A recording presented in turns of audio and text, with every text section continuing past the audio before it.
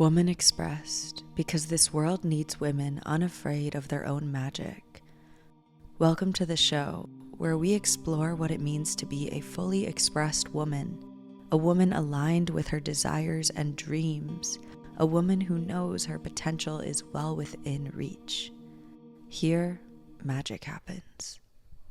Welcome back to another episode of Woman Expressed. It's been a minute, because life is constantly lifing, but we are back with consistent weekly episodes. Thank you to all of you who are patient with me as I navigate what it means to be a consistent podcaster versus a woman who is chaotic and all over the place and who hasn't had a home for 5 years and is figuring it out. I figured I'd give a little life update before we dive into the episode because it's been a little while. Can't remember the last time I put an episode out, if I'm being honest, but we are here. I'm in my childhood bedroom in all her glory on Long Island with my family. I left Panama. I was in Panama for 6 or 7 months, and in March I left for a multitude of reasons, one being that my phone broke, and classic, no Apple store in Panama to be seen. Literally not a single Apple store in Panama. In the entirety of the country. There's like a couple Apple verified places, but literally not a single Apple store. And I work from my phone. I literally cannot exist without this machine right now, which is another story that I'm not going to get into in this exact moment. But I am trying to figure out how to run this beautiful business that is online, that is teaching women to use online as a resource for abundance and freedom and all the magic, which I've talked about it. We'll talk about it more, but not right now. Point being is that I want to be online less while still being online intentionally and frequently, aka figuring out batching and hiring and doing all the lovely things. But alas, need the phone. So I left Panama because I needed the device to work. And so it felt actually like this divine orchestration for me because I was just not vibing in Panama. It is deeply hot and dusty, and I haven't been to Burning Man, but I can sense that it is what Burning Man is like in the capacity of me driving on my bike and having dust storms flying into my space every day and riding my bike with my eyes closed, trying to figure out if I'm going to crash or not, inhaling so much nastiness and particles, and I just was ready. I also don't like being cold, but I really don't like being overly hot. Like, I'll choose a warm climate over a cold climate 100% of the time, but I can't lay in the sun for an hour. It's like against my code or something, my DNA. I need shade, I need air conditioning, I need a fan, I need water, and then I'm super happy to be warm, like a coconut nearby as well. Pretty cool. So I could just sense that my body was really ready to go. And when our body speaks, we listen, don't we? And then my phone broke, and that was just kind of like, get out of here, lady. And so I went home, and then my partner Luke came to visit me and my family in New York for 2 weeks, which feels so long ago, but also like it was 1 minute ago, and it was so slow and so fast. And that just feels like the epitome of my life right now. And maybe you all are in resonance there. Maybe it's as we get older that, time just moves. And I love the neuroscience behind slowing down your life by doing new things, even taking a new route to work or brushing your teeth with the opposite hand than you typically brush your teeth with, are all things that set off new neural pathways in your brain and actually make time feel slower. That's why time felt infinite when we were a kid, because we were constantly flooding our system with newness, with new ideas, with new toys, with new people, with new words, with new mannerisms. Everything was new. And now, unless you're traveling all the time and in constant shift and flow, most of us are living pretty systemized lives and cyclical lives. And so we lack that newness that keeps our neural pathways firing in a way that makes time slow down. So if you're feeling like time is moving exceptionally fast for you, try different things. Go to a different cafe, walk to a new area, start learning a new language, pick up an instrument or an art form, or meet new people. And those neural pathways will fire and time will feel slower, even if nothing's really changing. Anyways, now I am here working, figuring out my life before I go on a cruise with my family in 2 weeks to Bermuda. Not much of a cruise girly myself, but my parents and my grandma are. And I was feeling very existential about time with my family and my loved ones. So even though being at home can be challenging and being with my family can be challenging, they're also like my favorite humans and I love them so deeply. And one day they won't be here, and that's a fucking scary thought. And it's also a real one. And so I'm trying to do my best to spend as much time with them as I can. And intentional time is way more important to me. So we're going on a cruise to Bermuda, and it should be fun. And there's a spa on the boat. So that is where you'll find me.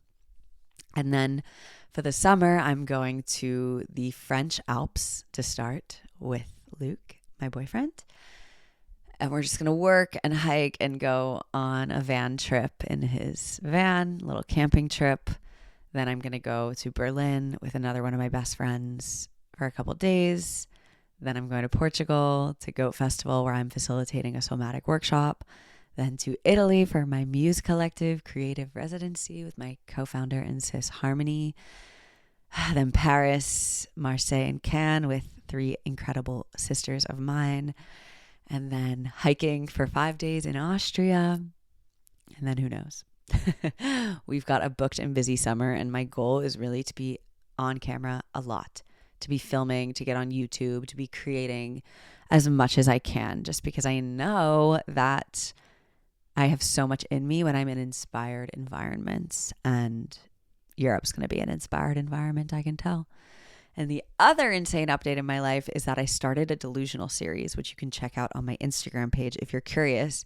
And this delusional series is basically 30 tasks so far. I'll probably come up with more, but it's 30 tasks that are going to help me indulge in my delusion and see what can happen in my life. And for the first day of that delusional series, I made a list of 30 of my dream producers who might want to produce my album with me. And I reached out to 6 of those 30 producers. And of the 6, 2 got back to me, one of which being my literal #1 dream producer on planet Earth. And this producer produced Billy Martin's most recent album, which is pretty much my favorite album in existence right now, as well as some Big Thief music and some other incredible artists. And I absolutely did not expect for them to get back to me so quickly, this one in particular, his manager and him, and they did. And so a lot of things to figure out on that front, but point being is that I will be producing at least some of my album with this man. Doesn't matter what it takes, what I have to do, how much I have to pay. It's literally my dream. And when I think about myself on the other side of recording this music, I'm like, I do not care about the money. I do not care about the fame. I do not care about anything except getting this music out into the world in a way that is deeply, deeply in tune with my heart and hearing it the way I want it to be heard, making it the way I want it to feel. And I'm just so excited. And I've only done day 1 of this delusional series so far because I'm working on reaching out to labels and other things to help support this album. But I really feel like it's already opening up so many doors of possibility for me and reminding me that when we go after what we want, we can very much get more than we ever imagined. Not only the things we wanted, but different things, different ways, different people, different experiences when we just say yes to ourselves and our belief in what's possible. So that's my update. And yeah, it's feeling pretty good over here. I'm on a little bit of a healing journey. I was sick and I've been having some stomach issues and fatigue, but we're human and we're doing our best and been taking ample care of my body lately and also learning French. I don't know. I'm just giving you all the tea right now. I think I probably told you that I've been learning French before, but been on a real French journey. I just found this woman in Marseille who does in-person like immersive French journeys where you go to museums and farmers markets and cafes and you like practice with her one-on-one, like a homie. So I'm about to pay this woman to hang out and speak French with me while I'm in Marseille. And what did I want to talk about today? I had some good things that I wanted to share, and I'm also just going to flow because how else am I ever recording podcasts but flowing? But I really wanted to talk about this concept, this notion of editing yourself. And I don't mean online, although please apply this to your brand, your business, your creative endeavors, whatever the heck it is that you're doing. I want to talk about editing yourself. And by editing yourself, I mean taking little inventory over everything you're doing, everything you're saying, everything you be, everyone you spend time with, how you interact with the world around you, and then cutting out the bits and pieces that you don't think people are going to like, that you fear people will judge, that you are afraid if someone sees, they will abandon you. And I want you to close your eyes, if only for a moment, and feel in your body how many times you have edited the juiciest, the messiest, the potentially most scary but also magical parts of you because you were afraid to be too big for someone else. You were afraid to be too much for someone else. I've done it more times than I can count. If I had to guess to my girlies listening today, you probably have done this too. Maybe you're still doing it pretty consistently. And I want to ask you why. What is it that you're actually gaining from editing yourself, dimming your light, shutting yourself down, cutting off the jagged edges of the full spectrum you because it is more suiting, or you believe it suits better the masses? When in reality, you're just giving yourself this false sense of security, which I think so much of life is false security. Editing yourself, dimming yourself, hiding yourself, not letting the world see you, people are still going to judge you. Newsflash. People are going to judge your masks. People are going to judge your truth. One's going to make you feel significantly better. One's going to make you feel significantly worse. One's going to allow the people who are genuinely meant to love you in this lifetime to find you, to see you, to experience you. And one is going to be protecting themselves so hard that they block the haters, but also the people who are meant to be in your life. And guess what? The people who are judging you, we got to send them some love. They are clearly not in a very lovable state of being, open-hearted, unconditional state of being, because people who are judging you are judging themselves. That is the truth we must all return home to, is nobody is judging you who is not judging themselves first. People who love themselves deeply, people who respect themselves deeply, people who honor themselves and value themselves deeply are not judging you. They want your bigness. They want your fullness. They want your edges. They want your mess. They want your chaos, because your mess and your chaos equate to your magic. So ask yourself right now, who could I potentially be? What opportunities might find me? What experiences am I missing out on? What am I letting slip by or potentially avoiding by hiding who I am? Food for thought. We have a very sweet and precious time on planet Earth. You chose this human suit. Your soul chose this experience. Nobody's going to remember you in 200 years. You might as well live the fuck out of your time here. Do it big. Do it completely. Say yes. Let the world see you. Be bold in pursuit of your own radical aliveness and your passion and your purpose and all the magic that's meant to seep out of the literal one-of-a-kind experience that is you, because there's genuinely not another person like you on this planet. There never has been. There never will be. You are one of a kind. You are one of one. I don't know if it gets any more special than that. Everything you do on top of the fact that you are one of one is like just this amazing gift. What a gift to humanity that you get to give you, your voice, your words, your thoughts, your creations, your movements, your mannerisms, your heart to this world, because no one else has it. And you're doing everyone a major disservice by hiding who you are. So what if you stopped? What if you stopped? Let's talk about the worst case scenario. You lose people in your life. But are we meant to hold on to people who aren't willing to accept us as we are anyways? So you lose people who aren't meant for you. You get criticized. By who? People you genuinely value, or people you would never, ever trade lives with? Important distinction. You potentially let go of or lose opportunities. I believe that any opportunity lost was never meant for you in the first place. Or The universe is making room for something better, bigger, more you.